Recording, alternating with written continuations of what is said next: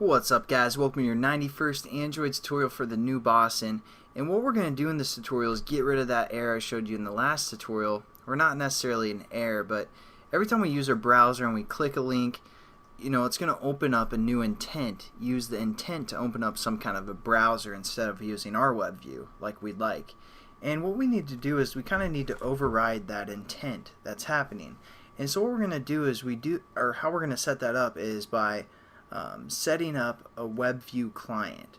So what we're going to do first is we're just going to say our browser dot, and then we can say set WebView client, and as you can see it takes a WebView client within its parameters. Now we don't have a WebView client yet, so we're going to create one. So we're going to create a new class. We can either do that over here or down here, down below in the code, which I'm going to do. So whatever you guys feel more comfortable with. But we're going to create a new object, which again is a WebView client.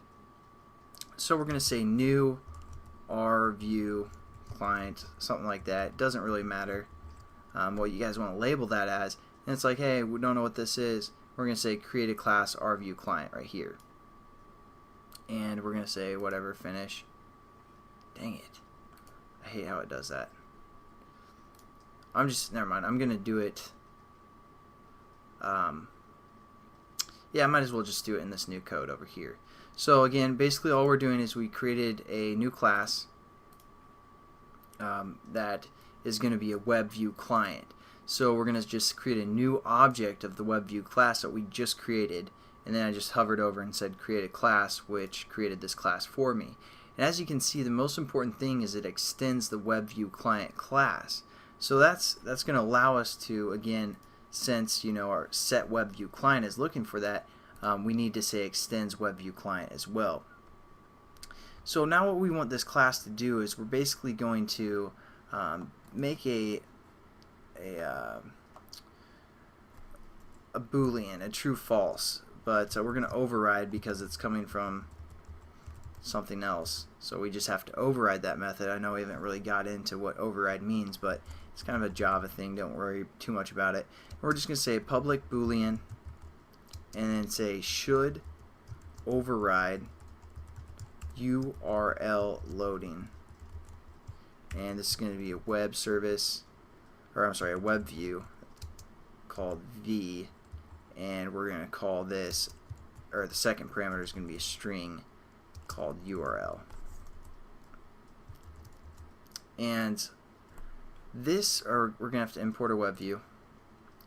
So you're like, what's going on here? Basically this is just a method that we need to set up,